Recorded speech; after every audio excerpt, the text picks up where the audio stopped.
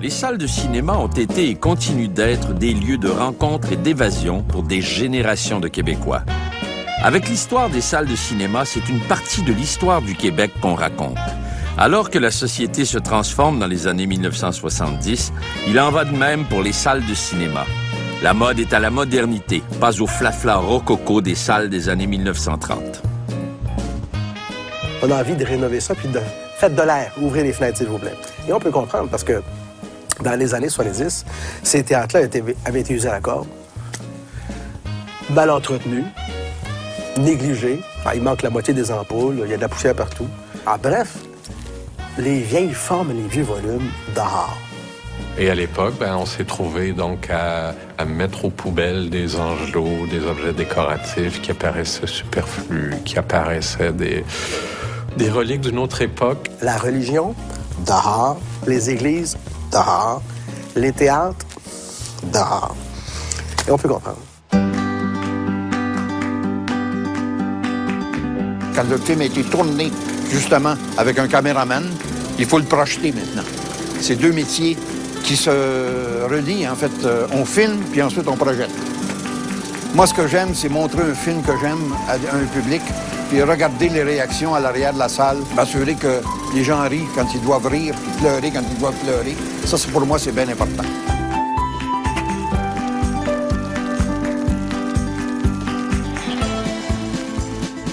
Pour moi, une salle de cinéma, c'est magique. C'est un endroit où on se recueille, on regarde le film, on a le temps de penser parce qu'on n'est pas dérangé. Quand on s'assoit dans un siège de cinéma, nous sommes transportés dans un autre monde.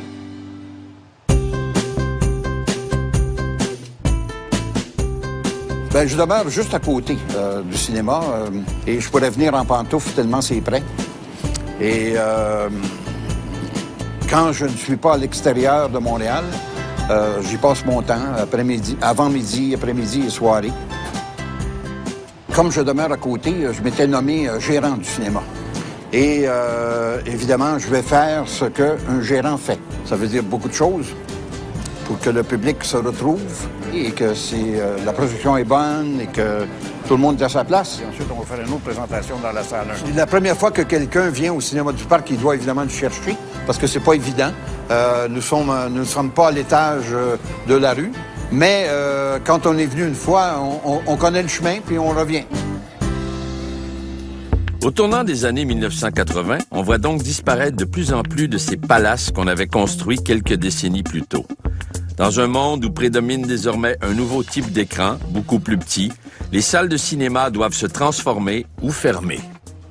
Quand on a eu moins de monde pour remplir des cinémas de 1000 places ou de 1500 places, on s'est dit, si on avait 2, 3 ou 4 écrans dans le même cinéma, peut-être qu'on arriverait à remplir un petit peu chaque salle, puis ça compenserait pour une salle qu'on ne remplit pas. On va sacrifier sur les conditions de projection. On prend une grande salle, on la divise en longueur, ce qui fait que t'es pas toujours bien centré, t'as pas le meilleur angle. Il y a certaines salles où on coupait le balcon, donc à ce moment-là, on devenait très, très près de l'écran. La salle était beaucoup trop large pour la profondeur qu'elle avait. Et là, on avait plusieurs films, donc on avait un peu plus de monde. Puis ça a aidé ces salles-là à continuer à vivre pendant un certain temps. C'est jour de pré-première au Colossus Laval, un phénomène plutôt récent dans l'univers cinématographique.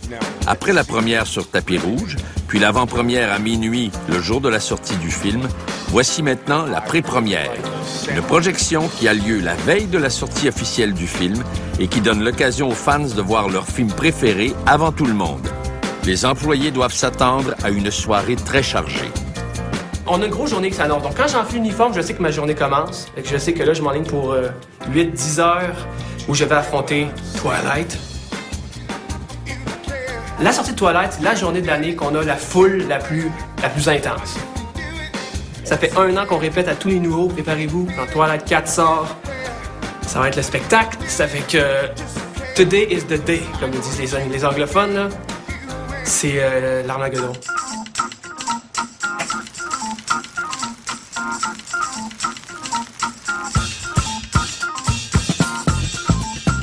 Là, ma journée est commencée, là.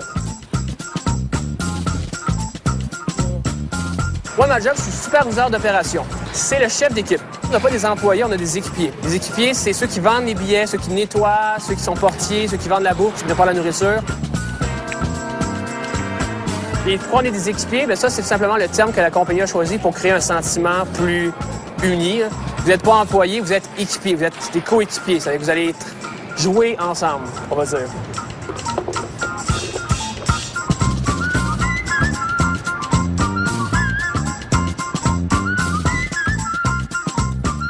Twilight, il y a du monde qui achète leur billet 3 semaines, 1 mois d'avance. Ils s'en foutent s'ils ont de l'école le lendemain, ils veulent venir le voir ce soir. Et en plus, c'est le public cible, c'est des 12 à 16 ans, des ados, alors c'est énervé. Pour aller de pair avec la baisse de fréquentation des cinémas, les salles que l'on construit au tournant des années 1980 sont plus petites et peu luxueuses. Une nouvelle tendance se dessine, les cinémas sont désormais construits au cœur des grands centres d'achat. La situation n'a fait qu'empirer dans les années 1980. C'était le début de l'époque de ce qu'on a appelé les boîtes à souliers. Il y avait 4, 5 ou 6 salles, toutes de la taille d'une boîte à souliers, qui comptaient 50 ou 100 sièges et étaient habituellement situées au 2e sous-sol d'un immense édifice du centre-ville. Ce fut probablement le pire moment de l'histoire des salles de cinéma. Les cinémas ont commencé dans les centres d'achat, des multisalles, parce que là, il y avait la place, il y avait le stationnement aussi. Parce que là, les gens, il faut qu'ils se déplacent pour aller au cinéma, puis c'est plus comme c'était. On faisait des cinémas, là, c'était des boîtes qu'on faisait. On additionnait 8 boîtes ensemble ou 12 boîtes ensemble. C'est carrément des boîtes carrées ou rectangulaires. Et l'esthétique était minimale.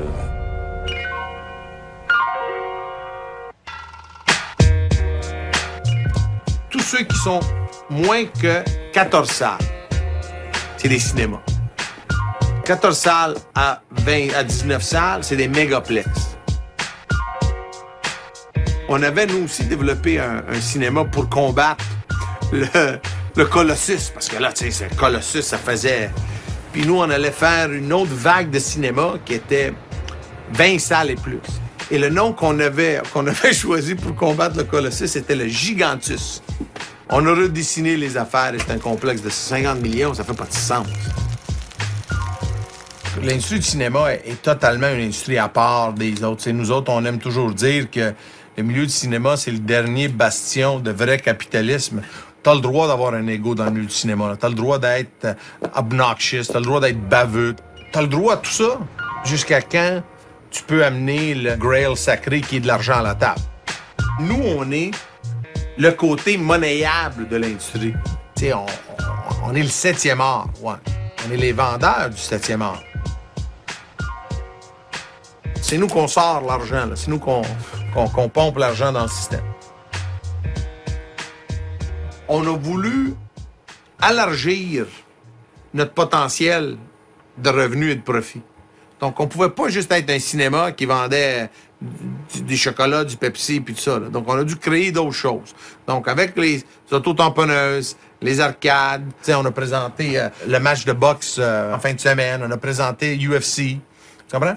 On essaye de faire des affaires qui touchent la masse. Il y a un problème avec le cinéma québécois, c'est qu'il y a beaucoup de monde qui veulent faire des films comme des peintres font des tableaux. Le problème, c'est que le cinéma, c'est pas ça. Là. Le vrai cinéma, c'est où ce que le monde va, la masse va se distraire. Là, quelqu'un dit, c'est ça, on va faire tous des films de niaiseux. Mais non, on fait pas des films de niaiseux, là. Je m'excuse, dans Les Boys, il y a des grandes vérités sur notre société. Dans Elvis Gratton, je m'excuse, Falardeau, là, il y avait des grandes vérités là-dedans, là, tu sais. Think big, tu sais.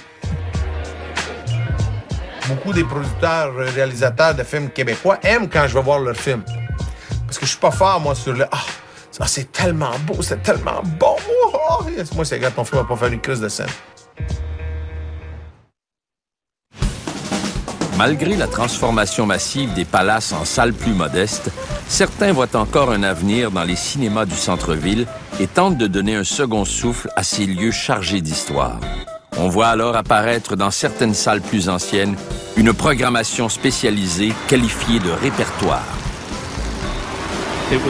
On montrait des films qui avaient déjà été présentés, mais les gens voulaient quand même les voir. Et c'est aussi devenu une façon de présenter des œuvres plus difficiles à distribuer. Moi, quand j'ai commencé à travailler, il y avait encore le cinéma Élysée à Montréal. On présentait les films de Godard et tous ces films-là. C'est là que ça se passait, là. On avait 2 écrans, puis tu voulais voir un film de Godard. Quand c'était Godard, c'était à l'Élysée, tu sais, c'était... La possibilité, donc, qu'offraient les salles de répertoire, c'était d'avoir de la diversité, c'est-à-dire on pouvait, si on y allait le lundi, voir tel film, puis le mardi, tel autre film. Donc, les spectateurs étaient avec un seul cinéma, dans la possibilité de voir, dans le fond, plusieurs films. Pour certaines salles, ça a été une fonction de reconversion, c'est-à-dire qu'on s'est tourné vers ça par défaut. Comme aujourd'hui, tu veux voir telle sorte de film, ça va être au Beaubien, des films un peu plus pointus. Puis c'est important d'avoir ça aussi. C'est important que ça existe.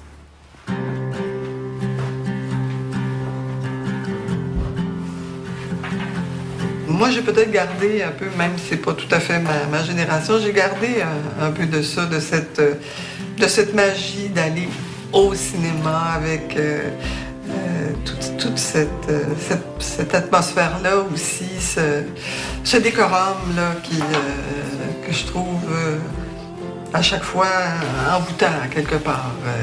Je sais bien qu'on peut peut-être se recréer ça chez soi, mais ça reste que l'effet magique pour moi demeure une salle de cinéma. Je voyage passablement à l'étranger, puis quand je reviens, puis la première chose que je fais, je vérifie ce qui est encore à l'affiche que j'ai pas vu. C'est comme un manque, c'est presque une drogue.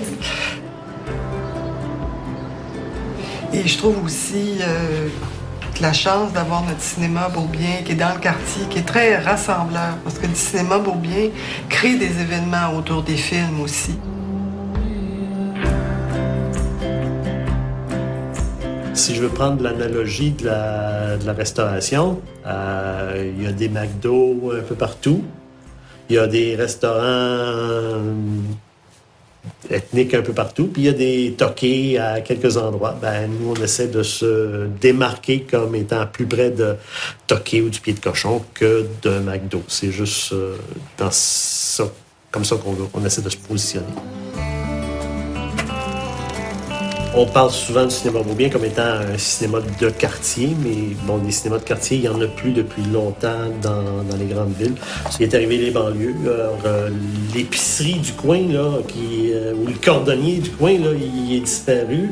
Les cinémas sont disparus aussi. Il en reste quelques-uns des irréductibles gaulois. Le Dauphin, le Beaubien, le Dauphin en était un. C'est pour ça que les gens se sont mobilisés pour empêcher la fermeture. Donc le Beaubien continue à être là-dedans. Les temps sont durs et la recherche du profit, si c'était ça qu'on voulait, ça ne marcherait pas. Et la mathématique n'est pas là. Alors on a trouvé cette façon-là de procéder en créant une entreprise d'économie sociale, donc un organisme qui s'autosuffit. Donc les revenus payent les dépenses et c'est tout. Puis ça marche. Depuis les années 1970, on assiste peu à peu à la transformation du public de cinéma. Celui-ci est désormais jeune, urbain et scolarisé. Entre-temps, un nouveau vice commence à faire courir les foules, la cinéphilie. Moi, je pense que pour qu'il y ait un cinéma de répertoire, il doit y avoir une culture cinématographique.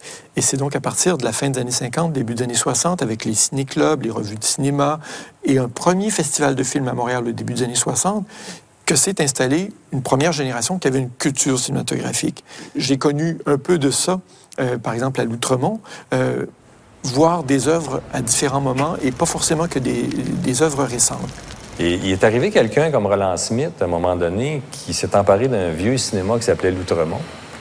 Et il s'est mis à faire, lui, du cinéma... On pouvait appeler ça du cinéma répertoire, mais je ne sais pas si un film de Léoné ou un film de Clint Eastwood en Cowboy, c'était du cinéma de répertoire. Il nous a fait connaître tout ça, là. Il pouvait passer 40 films dans une semaine, je pense, Roland. Il nous a fait découvrir des merveilles là-dedans, des choses incroyables qu'on n'aurait pas vues ailleurs ou qui avaient pris l'affiche ailleurs, qui avaient duré une semaine, 2 semaines, qui étaient disparus. Roland les ramassait. Puis quand Roland les ramassait, ça devenait un succès.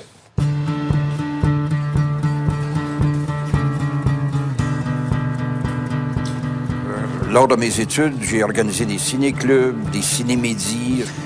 Tout d'un coup, en 1962, j'avais 20 ans, il y a eu mes débuts professionnels dans le monde du cinéma.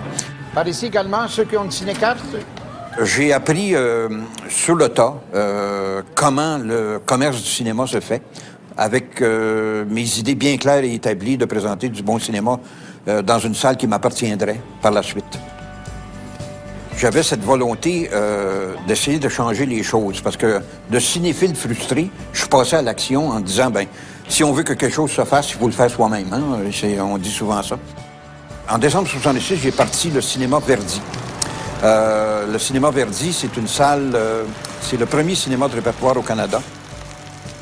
On a inventé le mot cinéma de répertoire, qui a été repris en fait par les Américains puis par d'autres pays.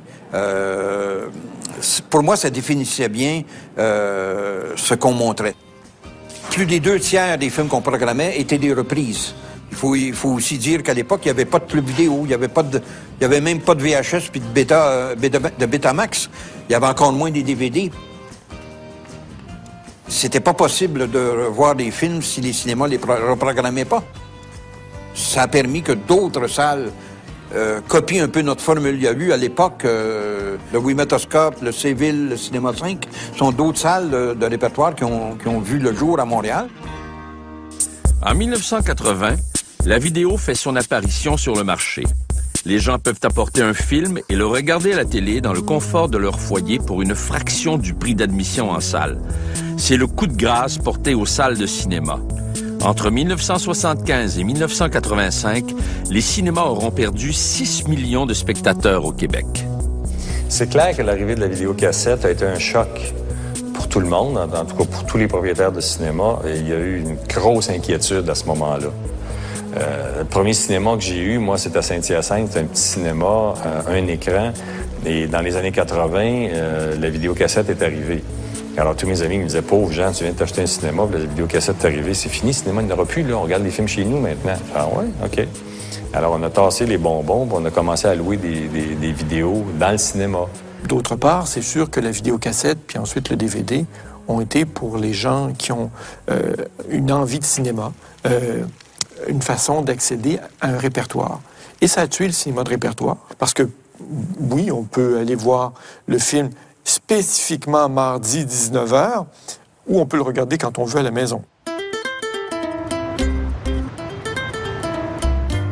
Moi, je me rappelle, quand j'étais jeune, puis le Colossus Laval a été construit, on se demandait tous c'était pourquoi la secousse volante. Puis on s'appelle le Colossus, qui est pas mal plus mythologie grecque. Moi, je présume que ça reflète juste l'espèce de... pas la liberté, mais tu sais, tu viens... C'est au cinéma, tu changes les idées, tu t'en vas, tu vas voir de nouveaux espaces. Et aussi, ironiquement, on est à côté du Cosmodome, et je te dirais qu'à chaque journée, il y a au moins 15 personnes qui pensent venir au Cosmodome ici. Tu dis, ouais, c'est où le camp d'été pour le Cosmodome? Ben, c'est pas ici, de l'autre côté. Il y a peut-être une secoupe volante. Ouais, mais on n'est pas une fusée. Là, en ce moment, on est dans le lobby. Le lobby, c'est toute la place centrale du Colossus. C'est un gros rond, cercle, boucle, pas moyen de se perdre. On est derrière la concession qui est le cœur du Colossus Laval. C'est là qu'on vend le popcorn, qu'on vend toute la nourriture. On voit la billetterie qui est à droite. On voit les deux corridors pour les salles. Les salles ont un numéro. Du côté nord, c'est 1 à 9 et du côté sud, c'est 10 à 18. Ensuite, on a juste à côté la salle 11 qui est devenue la salle AVX. Alors ça, c'est comme la salle VIP. L'écran est plus gros, le son est pas nécessairement plus fort, le son il est juste... Au lieu d'être dans Dolby 5.1, il est dans Dolby 7.1. Les basses sont en cuir, les basses sont inclinables, les sièges sont réservés, l'image est de mur à mur et l'écran a été refait sur mesure pour la salle en tant que Ça, c'est devenu la salle la plus populaire. Surtout avec comme Twilight qui sort ce soir, les gens savent qu'il va y avoir plein de monde. Ben, ceux qui ont acheté pour la salle AVX, ils ont sélectionné leur siège.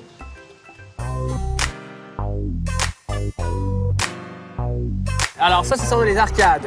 Les arcades, comme nous, on surnomme ici Tech Town. Là, qu'il y a les jeux. Alors, on a le très populaire Dance Dance Revolution, surnommé le DDR. Donc, tous les jours, il y a du monde là.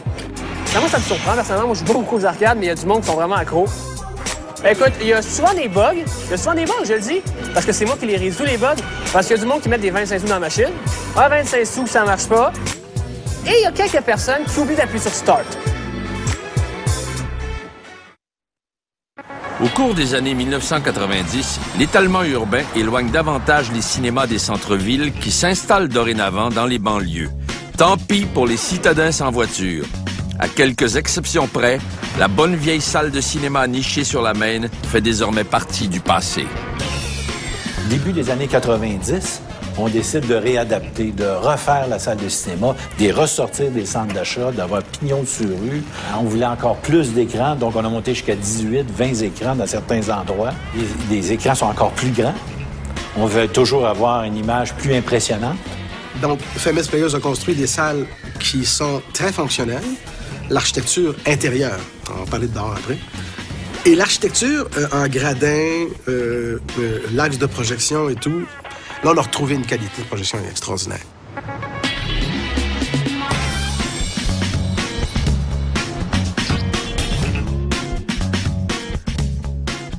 On se le cache ou on se le cache pas, tu sais, les bancs plus larges dans nos cinémas sont venus du fait que j'ai un certain temps pesé beaucoup plus que je pèse maintenant et les bancs à 17 pouces, ben, ils étaient serrés en tabarouette. Et en tant que propriétaire de cinéma, je me dis, hey, j'ai bien le droit de faire des bancs plus larges.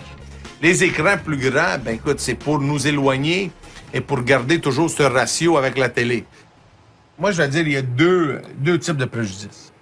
Un des préjudices qu'on a qui vient, c'est des autorités gouvernementales, SODEC, toutes ces personnes-là, nous voient comme des vendeurs de popcorn.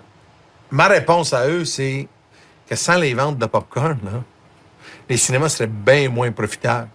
Il y a du monde qui dit « J'aime pas aller chez Cinéma Guzzo parce que toutes les fois que je vais là, je suis obligé de dépenser 20$ de plus avec mes enfants sur les autos tamponneuses puis tout ça, tout ça. » Regarde, OK, mais c'est pas ma faute, tu sais.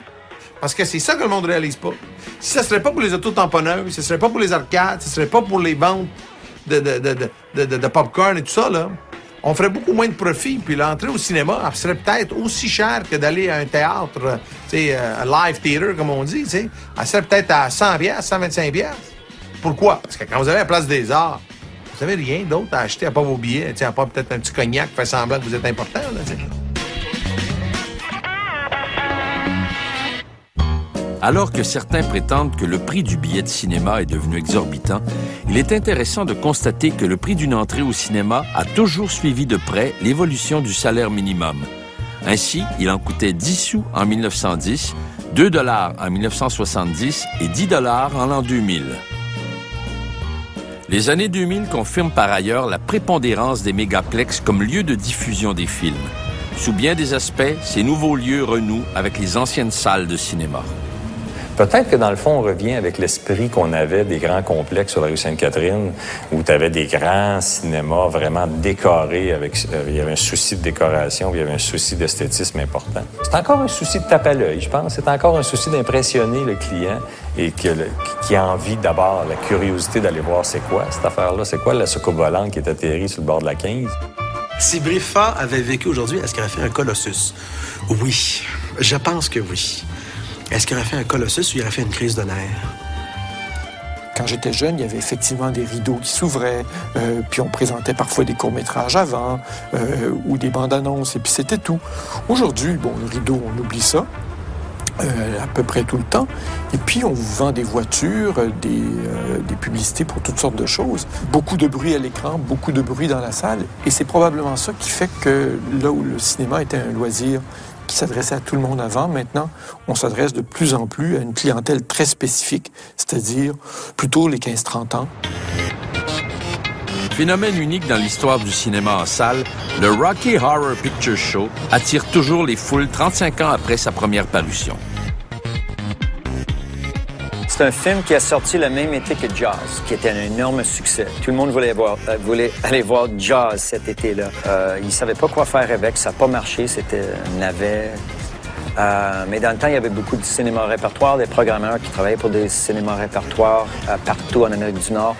Il y en a quelques-unes qui ont dit « Ah, je trouve ce film intéressant, on va voir, on n'a rien à perdre, on va présenter ça un minuit ». Le monde, ils ont décidé de se déguiser comme les personnages dans le film. Éventuellement, ils ont décidé de monter sur scène et imiter ce qui se passait sur l'écran. Par son côté interactif et par l'animation entourant les projections du film, une séance du Rocky Horror n'est pas sans rappeler les premières projections en salle, du temps où des bonimenteurs et des comédiens accompagnaient les films de leurs commentaires. Ce que le monde font durant le film, ce qui est cet aspect interactif, c'est que certains moments clés du film, exemple, il y a une séquence où il commence à pleuvoir. L'actrice Susan Sarandon, qui joue le rôle de Janet, pour se protéger, elle met un papier journal sur sa tête. Tout le monde dans la foule se met à faire la même chose. Une autre séquence assez intéressante, c'est quand on dévoile la créature Rocky. On commence à enlever ses pansements qui ressemblent à du papier de toilette. Fait qu'imagine, le monde pitch, on parle des centaines de rouleaux de papier de toilette. Partout, partout. Tu vois, c'est des choses, on est permis à faire des choses ici qu'on ne sera jamais capable de faire dans un cinéma, dans un autre contexte, sans se faire battre, là. Ce qui rend l'expérience Rocky Horror Picture Show différent qu'une expérience ordinaire d'aller voir un film, à part d'être interactif avec l'image projetée, c'est que tout le monde se sent connecté. Fait que tu sors de ta bulle d'une certaine façon. C'est vraiment quelque chose de plus en plus rare aujourd'hui où on sort de notre bulle pour une expérience en commun. Les temps ont vraiment changé. Alors qu'à ses débuts, le cinéma permettait aux gens de goûter au confort et au luxe des palaces pour 5 sous, les années 2000 verront grandir l'engouement pour le cinéma maison. Dorénavant, nous sommes prêts à sacrifier l'irremplaçable grand écran pour le confort d'être chez soi. La grande différence entre le cinéma et le cinéma maison, le lieu physique et l'expérience, c'est que les gens, à la maison, ils possèdent. C'est la question d'avoir. On veut avoir le film. On veut avoir. Tandis que au cinéma, on est dans la salle. On vit, on est présent et on vit l'expérience. Mais actuellement, on s'aperçoit que les salles de cinéma mettent l'accent sur l'expérience originale du spectateur qui ne pourrait pas reconstruire chez lui.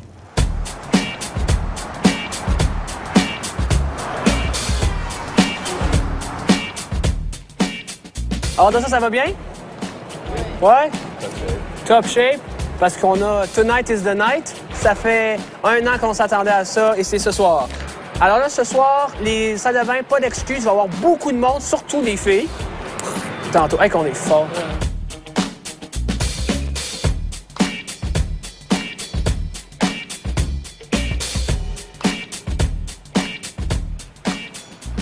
Parce que l'affaire avec les line-up, c'est que les line-up sont longs. Donc, il faut dealer avec ça comme dans une ferme. Il faut faire des clôtures là, pour que ça aille dans la bonne direction. Parfait.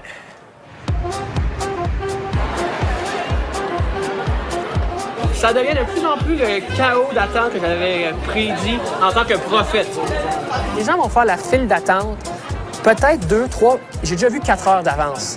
Et tout ce monde-là en file d'attente, ils vont boire de la cochonnerie, ils vont manger du popcorn et il va falloir qu'ils aillent aux toilettes. Et c'est beaucoup de personnes en même temps. C'est que là, ce soir, on n'aura pas le choix. C'est chaque 15 minutes les salles de bain.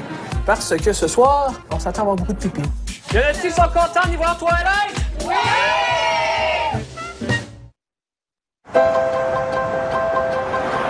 Au cours des dernières décennies, le nombre de cinémas a continué de fondre comme neige au soleil. La plupart des vieux théâtres, souvent vétustes, ont été détruits ou transformés en pharmacie ou en lieu de culte, par exemple, sans aucun égard au patrimoine architectural. En ce qui concerne le patrimoine, ce qui reste du patrimoine bâti des salles de cinéma et des anciens théâtres, on pourrait dire aujourd'hui, à l'heure où on se parle, qu'il en reste peu. Et aujourd'hui, on peut dire qu'on est à peu près à minuit moins 5 en ce qui concerne l'héritage des très belles salles. Et celles qui restent sont très intéressantes et il faudrait les préserver. Si la volonté politique et culturelle est là pour préserver ce passé. Certains ont déjà été démolis, plusieurs ont été transformés pour devenir des lieux de spectacle, et certains seront en attente d'une nouvelle vocation. Pour moi, c'est terrible de me trouver à l'endroit où on est actuellement. Parce qu'on est dans un endroit qui a l'air de la fin du monde. C'est un endroit décrépit, à l'abandon et tout. Il faut dire que ça a brûlé. C'était l'Empress. Pour moi, c'était le cinéma 5. Donc, c'était un très, très beau lieu. On regarde ça aujourd'hui, puis on se dit, ben ouais, c'est ça. On en est rendu là. C'est quand même un peu dommage. Pour moi, effectivement, ça appartient, ces lieux-là, et leur décor, tout ça, ça appartient à mon expérience du cinéma. Comme ici, j'avais vu le Rocky Horror Picture Show. Le cinéma impérial, moi, je dirais que c'est le cinéma le plus luxueux. On parle de théâtre rétro, théâtre vintage, un théâtre de l'époque. C'est un cinéma qui a peut-être 100 ans. L'endroit idéal pour présenter un film comme Rocky Horror Picture Show, je pense que quand on rentre dans une salle comme ça, c'est comme rentrer dans une église et t'as pas le choix de garder alentour de toi puis d'être vraiment impressionné. On voit l'histoire, et on se sent comme dans un lieu vraiment spécial où l'expérience cinéma est considérée une expérience à savourer et que c'est vraiment une occasion. Fait que c'est comme un genre de tuxedo ou c'est robe de bal pour le cinéma.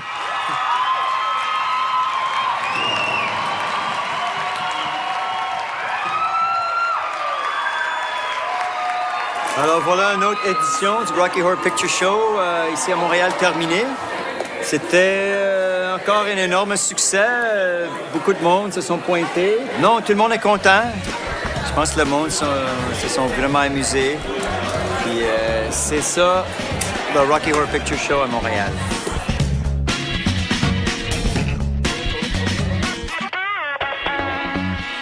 Les salles de cinéma aujourd'hui, c'est pas des endroits agréables.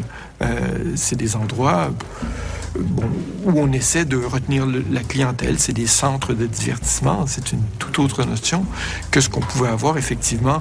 Puis là, je ne veux pas me mettre à mythifier l'expérience des années 30 avec un côté un peu plus sacré, avec quelque chose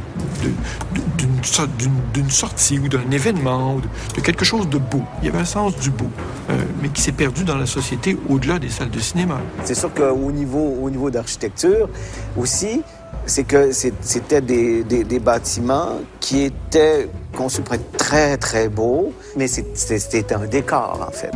C'était très, très beau, mais bien souvent, les plafonds étaient en plâtre. Puis c'est ce qui fait qu'aujourd'hui, les grands palaces sont dans un état épouvantable, contrairement, par exemple, aux temples grecs qui, eux, étaient conçus pour l'éternité. L'architecture aspire à durer éternellement. C'est pour ça qu'on utilise de la pierre, du marbre, des matériaux précieux, durables, qu'on ne viendra pas altérer. Les cinémas étaient un peu faits en carton-pâte, si je peux me permettre l'expression, puis étaient peut-être un peu plus, par moments, sont devenus un peu plus de la décoration que de l'architecture proprement dit. Et c'est en même temps leur faiblesse, puisque la décoration, elle passe, on la change, on la transforme, on la fait disparaître. J'ai entendu des déclarations de personnes qui disaient « c'est quand même pas l'Acropole ou le Panthéon ». Non. Mais en Amérique du Nord, c'est ça que nous avons. Jadis, les grands palaces attiraient les foules et c'est sans peine qu'on remplissait les salles. Aujourd'hui, les équivalents modernes de ces somptueuses salles doivent jouer du coude pour rentabiliser leurs nombreux écrans. Et c'est à coup de stratégie marketing qu'on arrive à mousser la sortie des films. Ce soir, au Colossus Laval, on crée l'événement autour de la sortie d'un film en organisant une première avant la première. Et ça marche, car les fans se bousculent au guichet. Twilight, c'est intense. Ça, c'est sous contrôle en ce moment. Une dizaine de personnes par ligne, c'est pas si pire. Ah, excusez-moi.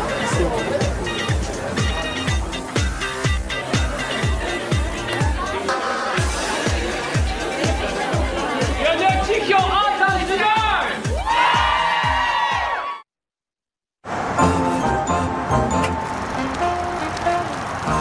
Il fut un temps, la préservation du cinéma, des cinémas ou des théâtres, ça n'existait pas. On considérait ça comme du vulgaire plâtre de Paris, puis des endroits qui étaient commerciaux. Et dans le fond, ça servait à ça, c'était des commerces. Et lorsqu'on fait des recherches, on constate que ceux qui construisaient les églises faisaient aussi les cinémas. Et que l'architecte un tel qui a un renom ou le décorateur un tel qui est extraordinaire, pour qui on préserve un bout d'église ou un bout d'édifice industriel, ben c'est le même qui a fait un bout de théâtre ici, ben un bout de cinéma là. Donc le cinéma ou le théâtre comme lieu qui avait peu d'importance au niveau patrimonial et au niveau urbanistique, a repris un peu du galon parce qu'on a découvert, ou on a dans le fait compris, qu'il faisait partie d'un ensemble architectural dans une ville. L'histoire du Corona en est une belle. C'est une petite salle très jolie qui a été vide pendant 30 ans, mais qui aujourd'hui est de nouveau en bon état et utilisée comme théâtre. Alors c'est une très belle histoire. Le Lowe's a été tout divisé, mais il est encore là. Et il pourrait de nouveau être utilisé comme une salle de cinéma. D'autres salles servent aussi à autre chose, mais n'ont pas été détruites. Par exemple, le cinéma Snowden sur le boulevard des Carrés, qui est devenu un gymnase. Un endroit comme ici, c'est à la fois extraordinaire qu'on puisse encore voir le travail, je pourrais dire, orgiaque de couleurs et de formes que les concepteurs ou les créateurs ont fait. Comme à la fois, c'est extrêmement triste de constater qu'il en reste seulement que la moitié. Alors, ça, c'est la théorie du verre d'eau à moitié plein, puis votre à moitié vide.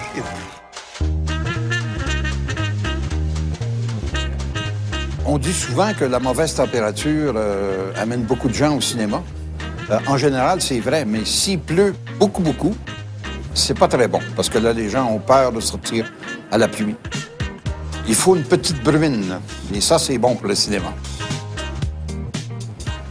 Heureusement qu'il y a des mauvais temps à l'automne pour les propriétaires de salles de cinéma. Bon, showtime.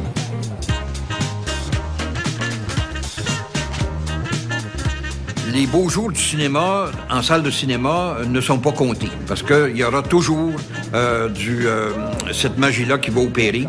Les gens aimeront toujours se retrouver en famille, comme ça. Même s'ils ne connaissent pas leurs voisins ou voisines. C'est aussi agréable, aussi, lorsqu'on a vu un film, de s'adresser aux gens qui ont vu le film avec nous.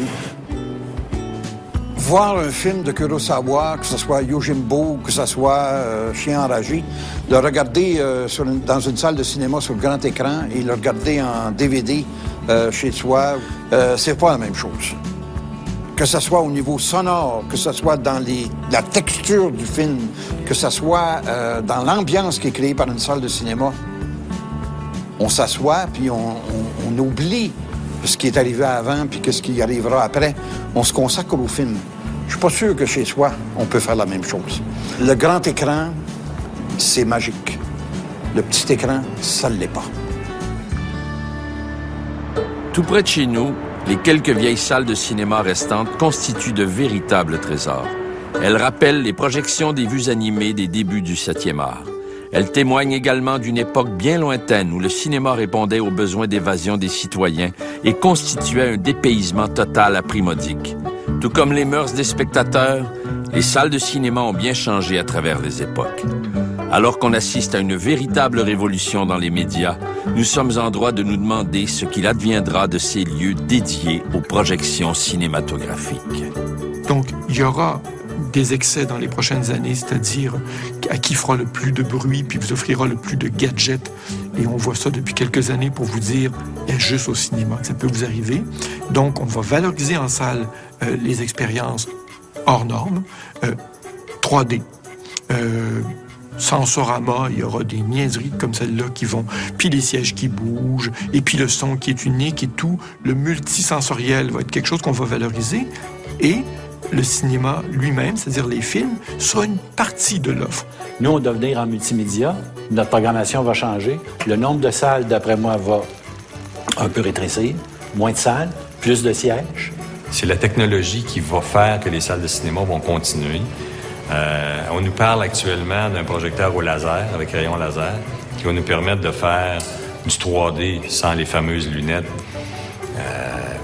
On va aller encore s'émouvoir devant un film, mais présenté d'une façon différente.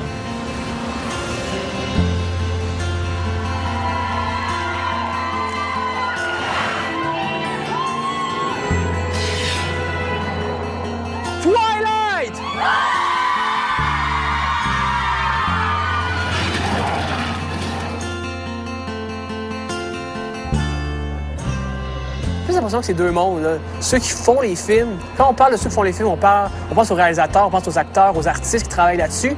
Après ça, on a l'impression qu'ils nous l'envoient et que moi, ma job, c'est de la diffusion, c'est de le montrer à tout le monde. J'ai plus l'impression d'être un intermédiaire, en fait, entre le monde du cinéma et le monde du public. Dans le chemin qui mène d'un film, de sa production à sa diffusion, je suis en quelque part là-dedans. Je suis en quelque part là-dedans, c'est sûr. Alors là, ben, la soirée est pas mal en train d'achever. Ça a vraiment bien été. Il n'y a jamais eu de problème. On a toujours gardé le contrôle. La foule était haute. Mais ça, je l'ai dit, ça, c'est les meilleures soirées.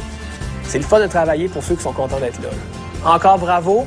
Encore merci. Vous êtes la meilleure des équipes qu'on pourrait avoir. Ah, bravo, guys!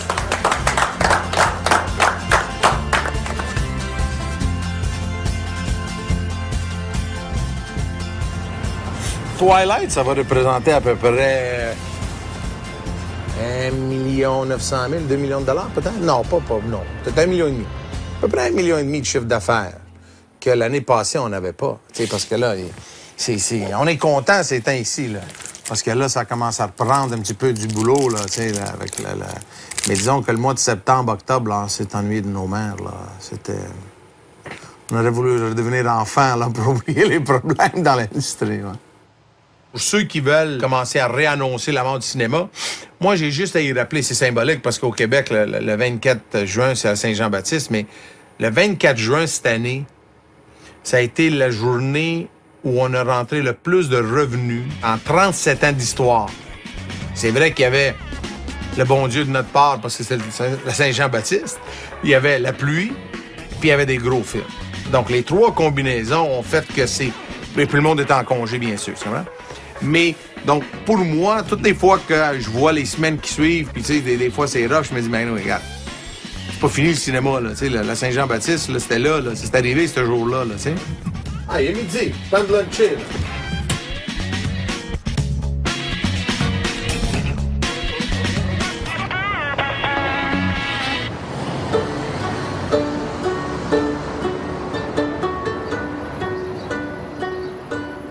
Le plaisir d'aller voir un film au cinéma avec des gens autour, avec seul ou avec des amis, c'est aussi un événement. Tu crées pas un événement chez toi de la même façon que si tu fais cette sortie-là. Donc, je pense que ça va toujours avoir sa place dans notre société. Je le crois. Je souhaite en tout cas, parce que ça serait se priver de moments. C'est très, très, très heureux.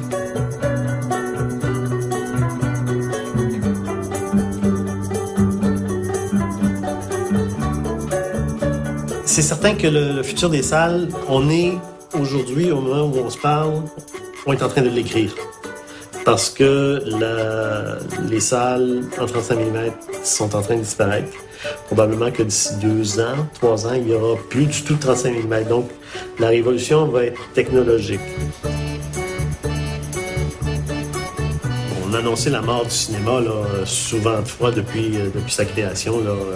Quand la radio est arrivée, il y a le parlant qui est arrivé, les gens ont continué à aller au cinéma. Quand la télévision est arrivée, la couleur est arrivée, le cinémascope en même temps, les gens ont continué à aller au cinéma. Quand la multiplication des chaînes, là, le câble, tout ça est arrivé, ben, les mégaplex ont commencé à ce moment-là. Les gens ont continué à aller au cinéma et les gens vont continuer à y aller parce que l'homme est un animal de meute. L'homme aime ça, vivre en groupe, entouré. C'est exactement ça, le cinéma. Les gens sont ensemble, assis dans une salle. Ils vont rire ensemble, pleurer ensemble. Écouter un film tout seul dans son salon, là, puis pleurer ou rire, c'est plate en rose. Alors, le cinéma est là pour durer et longtemps.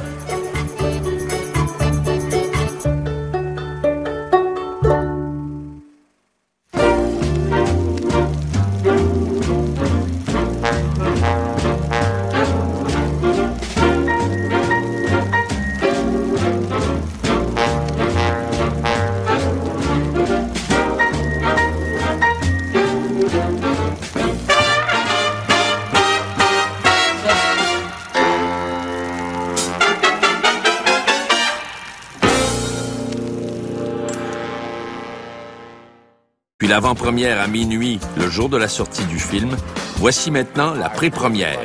Une projection qui a lieu la veille de la sortie officielle du film et qui donne l'occasion aux fans de voir leur film préféré avant tout le monde. Les employés doivent s'attendre à une soirée très chargée.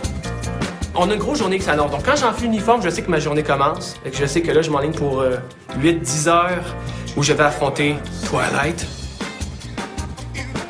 La sortie de Twilight, c'est la journée de l'année qu'on a la foule la plus intense. Ça fait 1 an qu'on répète à tous les nouveaux, préparez-vous, quand Twilight 4 sort, ça va être le spectacle. Ça fait que Today is the day, comme disent les anglophones, là. C'est l'Armageddon.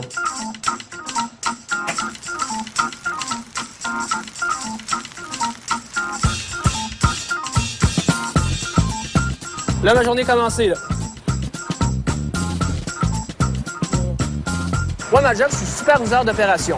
C'est le chef d'équipe. On n'a pas des employés, on a des équipiers. Les équipiers, c'est ceux qui vendent les billets, ceux qui nettoient, ceux qui sont portiers, ceux qui vendent la bouffe, qui préparent la nourriture. Et pourquoi on est des équipiers? Bien, ça, c'est tout simplement le terme que la compagnie a choisi pour créer un sentiment plus uni. Vous n'êtes pas employés, vous êtes équipiers, vous êtes des coéquipiers. Ça veut dire que vous allez jouer ensemble, on va dire.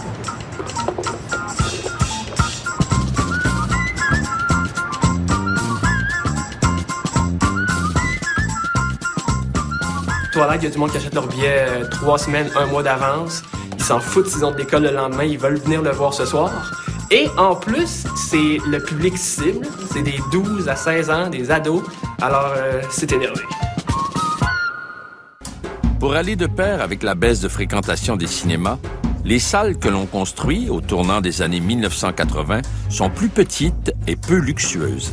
Une nouvelle tendance se dessine, les cinémas sont désormais construits au cœur des grands centres d'achat. La situation n'a fait qu'empirer dans les années 1980. C'était le début de l'époque de ce qu'on a appelé les boîtes à souliers. Il y avait 4, 5 ou 6 salles, toutes de la taille d'une boîte à souliers, qui comptaient 50 ou 100 sièges et étaient habituellement situées au 2e sous-sol d'un immense édifice du centre-ville. Ce fut probablement le pire moment de l'histoire des salles de cinéma. Les cinémas ont commencé dans les centres d'achat, des multisalles, parce que là, il y avait la place, il y avait le stationnement aussi. Parce que là, les gens, il faut qu'ils se déplacent pour aller au cinéma, puis c'est plus comme c'était. On faisait des cinémas, là, c'était des boîtes qu'on faisait. On additionnait 8 boîtes ensemble ou 12 boîtes ensemble. C'était carrément des boîtes carrées ou rectangulaires. Et l'esthétique était minimale.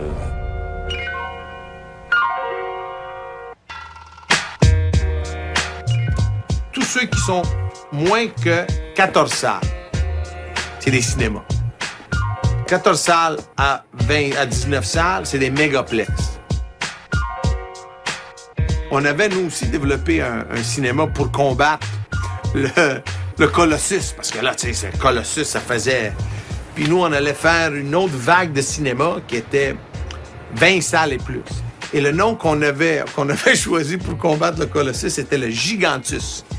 On a redessiné les affaires et c'est un complexe de 50 millions, ça fait pas de sens.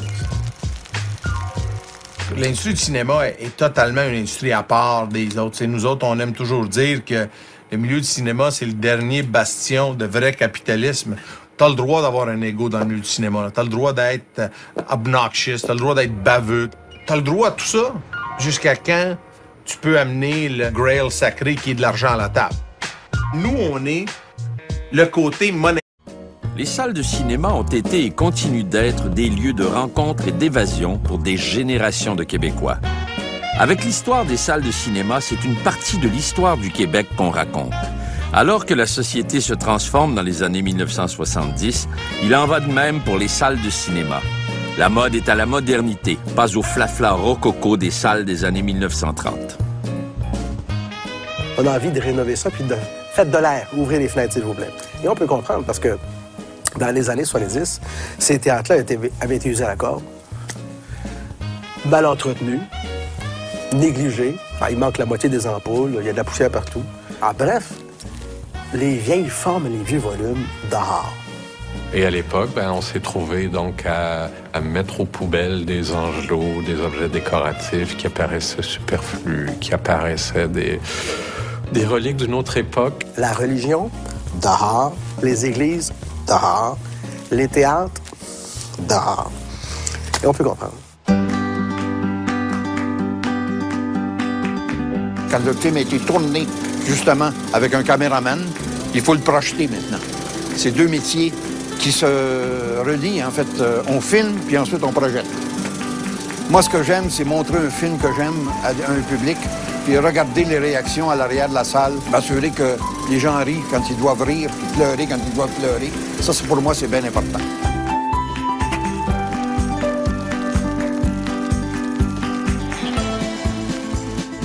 Pour moi, une salle de cinéma, c'est magique. C'est un endroit où on se recueille, on regarde le film, on a le temps de penser parce qu'on n'est pas dérangé. Quand on s'assoit dans un siège de cinéma, nous sommes transportés dans un autre monde.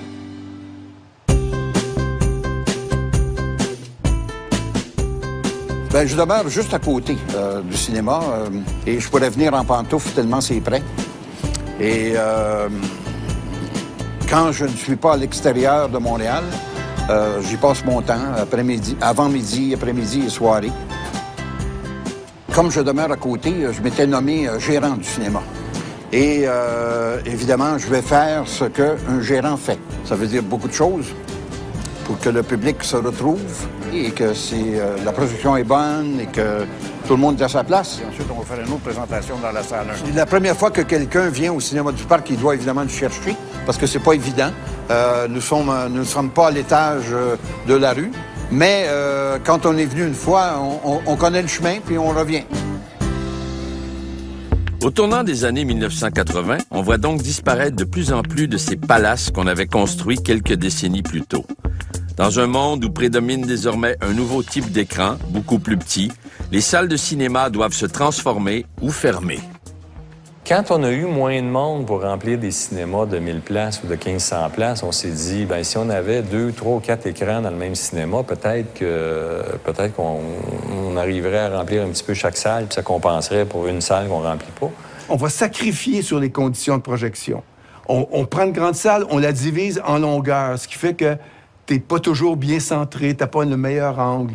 Il y a certaines salles où on coupait le balcon, donc à ce moment-là, on devenait très, très près de l'écran. La salle était beaucoup trop large pour la profondeur qu'elle avait. Et là, on avait plusieurs films, donc on avait un peu plus de monde. Puis ça a aidé ces salles-là à continuer à vivre pendant un certain temps. Ces jours de pré-première au Colossus Laval, un phénomène plutôt récent dans l'univers cinématographique. Après la première sur tapis rouge, d'autres pays, pour moi, ça définissait bien ce qu'on montrait. Plus des 2/3 des films qu'on programmait étaient des reprises. Il faut aussi dire qu'à l'époque, il n'y avait pas de club vidéo, il n'y avait même pas de VHS puis de Betamax. Il y avait encore moins des DVD. C'était pas possible de revoir des films si les cinémas ne les reprogrammaient pas. Ça a permis que d'autres salles copient un peu notre formule. Il y a eu à l'époque le Wimatoscope, le Séville, le Cinéma 5, sont d'autres salles de répertoire qui ont vu le jour à Montréal. En 1980, la vidéo fait son apparition sur le marché. Les gens peuvent apporter un film et le regarder à la télé dans le confort de leur foyer pour une fraction du prix d'admission en salle. C'est le coup de grâce porté aux salles de cinéma. Entre 1975 et 1985, les cinémas auront perdu 6 millions de spectateurs au Québec. C'est clair que l'arrivée de la vidéocassette a été un choc pour tout le monde, en tout cas pour tous les propriétaires de cinéma. Et il y a eu une grosse inquiétude à ce moment-là. Le premier cinéma que j'ai eu, moi, c'était à Saint-Hyacinthe. C'était un petit cinéma, un écran. Et dans les années 80, la vidéocassette est arrivée. Alors, tous mes amis me disaient, pauvre Jean, tu viens de t'acheter un cinéma, puis la vidéocassette est arrivée. C'est fini, le cinéma, il n'y en aura plus, là. On regarde les films chez nous maintenant. Ah ouais, OK. Alors, on a tassé les bonbons, puis on a commencé à louer des vidéos dans le cinéma. D'autre part, c'est sûr que la vidéocassette, puis ensuite le DVD, ont été pour les gens qui ont une envie de cinéma, une façon d'accéder à un répertoire. Et ça a tué le cinéma de répertoire, parce que, oui, on peut aller voir le film spécifiquement mardi 19h, ou on peut le regarder quand on veut à la maison. Moi, je me rappelle, quand j'étais jeune, puis le Colossus Laval a été construit, on se demandait tous c'était pourquoi la secousse volante. Puis on s'appelle le Colossus, qui est pas mal plus mythologie grecque. Moi, je présume que ça reflète juste l'espèce de... Pas la liberté, mais tu sais, tu viens au cinéma, tu changes les idées, tu t'en vas, tu vas voir de nouveaux espaces. Et aussi, ironiquement, on est à côté du Cosmodome, et je te dirais qu'à chaque journée, il y a au moins 15 personnes qui pensent venir au Cosmodome ici. C'est où le camp d'été pour le Cosmodome? C'est pas ici, de l'autre côté. Il y a peut-être une soucoupe volante. Ouais, mais on n'est pas une fusée. Là, en ce moment, on est dans le lobby. Le lobby, c'est toute la place centrale du Colossus. C'est un gros rond, cercle, boucle, pas moyen de se perdre. On est derrière la concession qui est le cœur Colossus Laval. C'est là qu'on vend le popcorn, qu'on vend toute la nourriture. Et on voit la billetterie qui est à droite. On voit les 2 corridors pour les salles. Les salles ont un numéro. Du côté nord, c'est 1 à 9 et du côté sud, c'est 10 à 18. Ensuite, on a juste à côté la salle 11 qui est devenue la salle AVX. Alors ça, c'est comme la salle VIP. L'écran est plus gros, le son est pas nécessairement plus fort, le son il est juste... Au lieu d'être dans Dolby 5.1, il est dans Dolby 7.1. Les basses sont en cuir, les basses sont inclinables, les sièges sont réservés, l'image est de mur à mur et l'écran a été refait sur mesure pour la salle en tant que telle. Ça, c'est devenu la salle la plus populaire. Surtout avec comme Twilight qui sort ce soir, les gens savent qu'il va y avoir plein de monde. Ben, ceux qui ont acheté pour la salle AVX, ils ont sélectionné leur siège.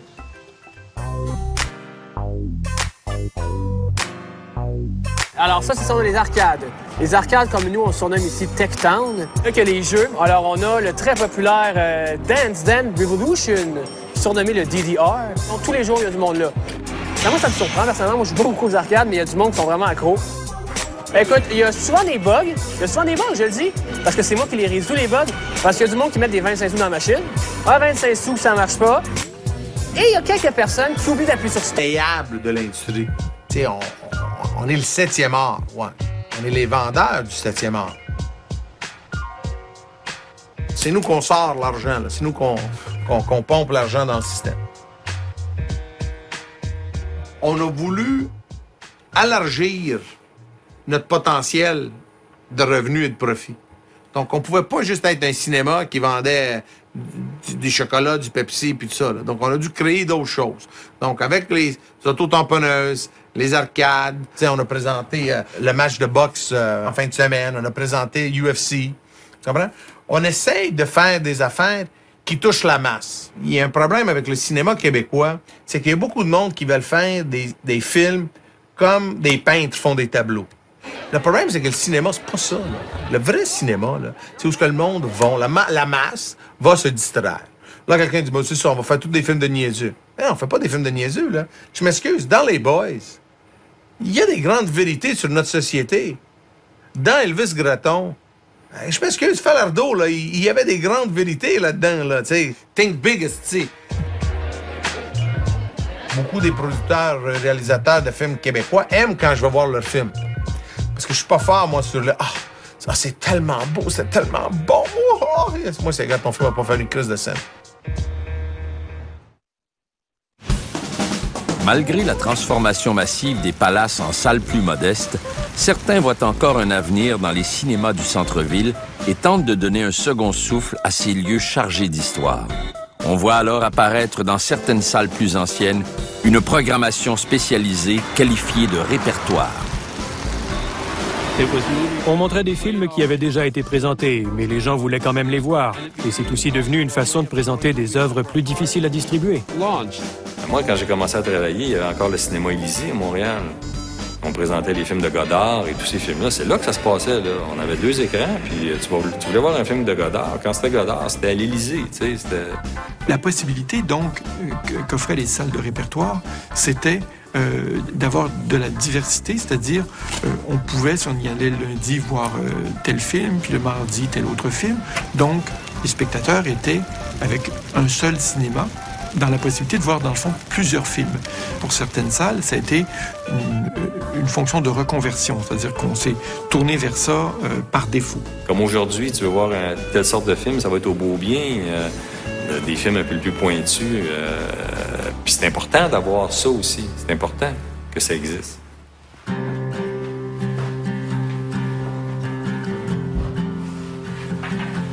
Moi, j'ai peut-être gardé un peu, même si c'est pas tout à fait ma génération, j'ai gardé un peu de ça, de cette magie d'aller au cinéma avec toute cette atmosphère-là aussi, ce décorum-là que je trouve à chaque fois envoûtant quelque part.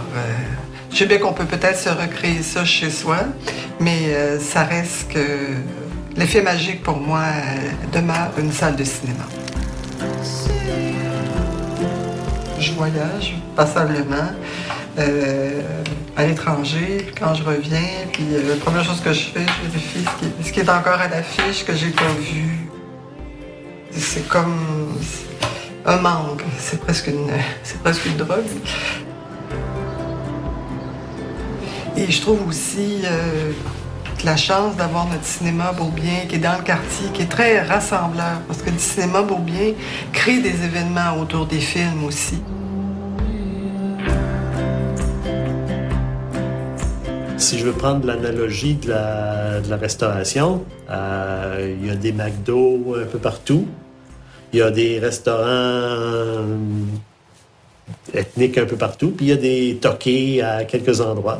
Nous, on essaie de se démarquer comme étant plus près de toqués ou du pied de cochon que d'un McDo. C'est juste comme ça qu'on essaie de se positionner. On parle souvent du cinéma Beaubien comme étant un cinéma de quartier, mais bon, les cinémas de quartier, il n'y en a plus depuis longtemps dans les grandes villes. Il est arrivé les banlieues. L'épicerie du coin, là, ou le cordonnier du coin, là, il est disparu. Les cinémas sont disparus aussi. Il en reste quelques-uns des irréductibles gaulois. Le Dauphin, le Beaubien, le Dauphin en était un. C'est pour ça que les gens se sont mobilisés pour empêcher la fermeture. Donc le Beaubien continue à être là-dedans. Les temps sont durs et la recherche du profit, si c'était ça qu'on voulait, ça ne marcherait pas. La mathématique n'est pas là. Alors on a trouvé cette façon-là de procéder en créant une entreprise d'économie sociale, donc un organisme qui s'autosuffit. Donc les revenus payent les dépenses et c'est tout. Puis ça marche. Depuis les années 1970, on assiste peu à peu à la transformation du public de cinéma. Celui-ci est désormais jeune, urbain et scolarisé. Entre-temps, un nouveau vice commence à faire courir les foules, la cinéphilie. Moi, je pense que pour qu'il y ait un cinéma de répertoire, il doit y avoir une culture cinématographique. Et c'est donc à partir de la fin des années 50, début des années 60, avec les ciné-clubs, les revues de cinéma et un premier festival de films à Montréal au début des années 60, que s'est installée une première génération qui avait une culture cinématographique. J'ai connu un peu de ça, par exemple à l'Outremont, voir des œuvres à différents moments et pas forcément que des œuvres récentes. Et il est arrivé quelqu'un comme Roland Smith, à un moment donné, qui s'est emparé d'un vieux cinéma qui s'appelait l'Outremont. Et il s'est mis à faire, lui, du cinéma... on pouvait appeler ça du cinéma répertoire, mais je ne sais pas si un film de Léoné ou un film de Clint Eastwood en Cowboy, c'était du cinéma de répertoire. Il nous a fait connaître tout ça, là. Il pouvait passer 40 films dans une semaine, je pense, Roland. Il nous a fait découvrir des merveilles là-dedans, des choses incroyables qu'on n'aurait pas vues ailleurs ou qui avaient pris l'affiche ailleurs, qui avaient duré une semaine, 2 semaines, qui étaient disparus. Roland les ramassait. Puis quand Roland les ramassait, ça devenait un succès.